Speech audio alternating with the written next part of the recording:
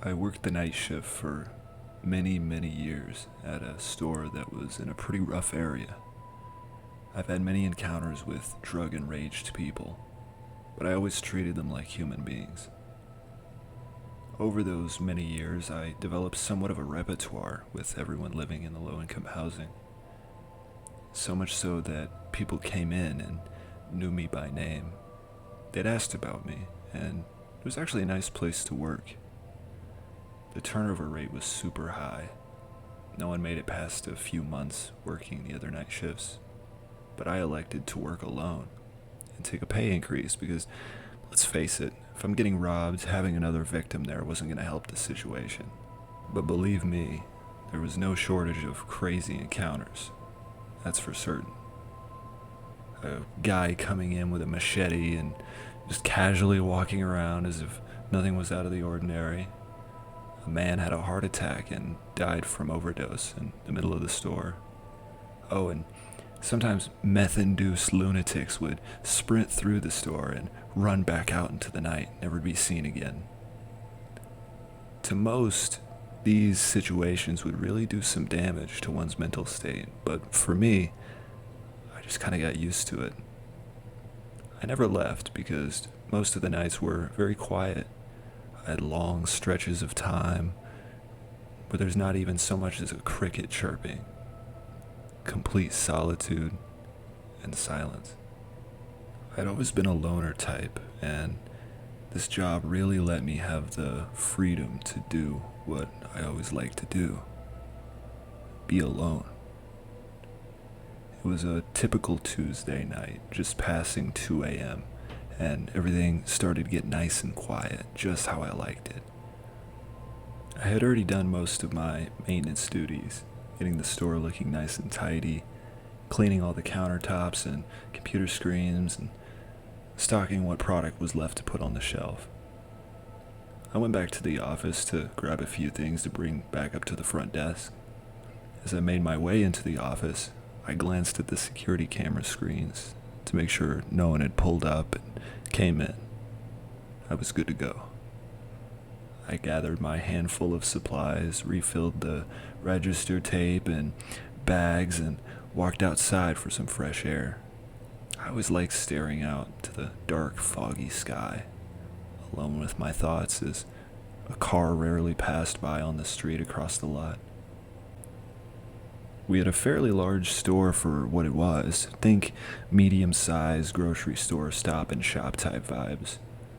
I casually strolled along the side of the store, hands in my pockets, recalling all the good times that me and my old coworker had when we got snowed in the store.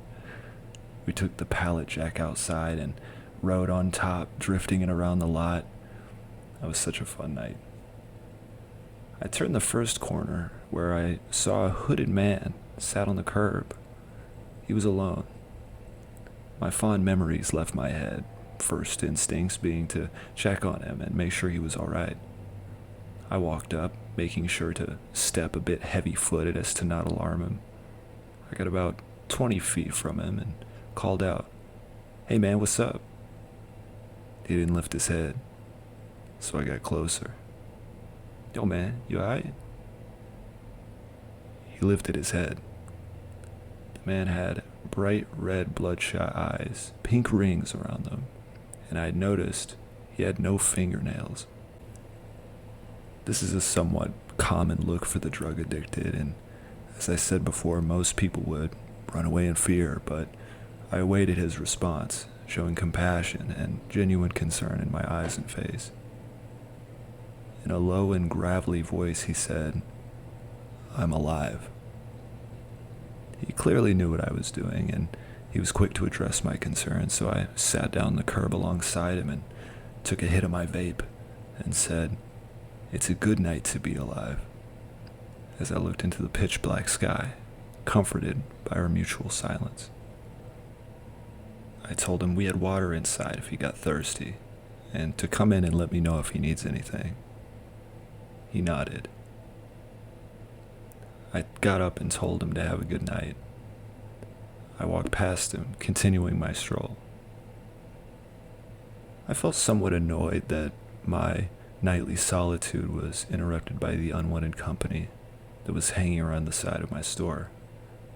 But I quickly corrected my thinking, trying to imagine life in his shoes. Drug addicted, possibly nowhere to sleep, I dismissed it and carried on.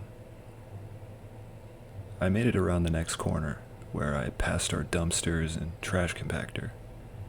They were both walled in and had a lock. Often I'd have to run off dumpster divers, so I made sure to take a good look at the area. I didn't spot anything and made my way around the last corner and back into the main entrance of our storefront.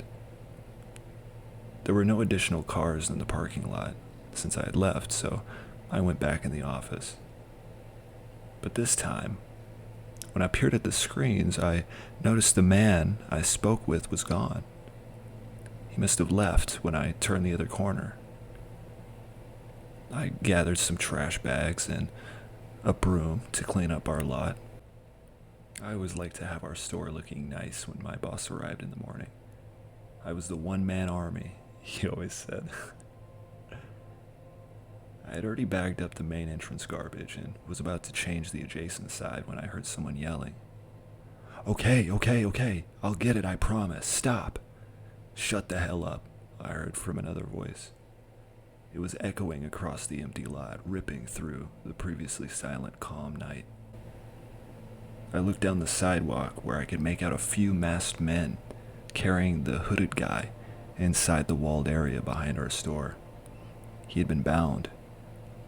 As it was being toted, hog-tied, carried like a briefcase, I took out my phone and called the police. Now, I usually don't call the police for almost any reason, but I felt obligated in case something were to happen. As I explained the situation to the dispatcher, the men closed the previously locked door behind them. I had a twisted sense of ownership to the store, and fear was something long gone from my lonely existence. My social and family life, non-existent. My interests were just tasks to occupy my time, rather than a true expression of my emotion. I gripped my metal broom and finished the call with 911. They were on their way. I quickly trotted to the end of the corner where I could see a broken lock and overheard bits and pieces of the conversation. Tommy can get the money. Please, don't do this. There were no other words said after that. All I heard was the rumbling of the trash compactor. It suddenly all clicked. They were killing this man. I was initially too scared to intervene, but worked up the courage and yelled, "Hey, what's going on back here?" I ran up and swung open the door, walled-in metal door that had been vandalized. I heard horrific shrieks and pleads to his mother. "Please, Mom, save me." It was cut short. What followed is a sound unlike anything else I've ever heard. Cracking, snapping sounds, the breaking of bone, and a liquid-filled, perforated squish thereafter.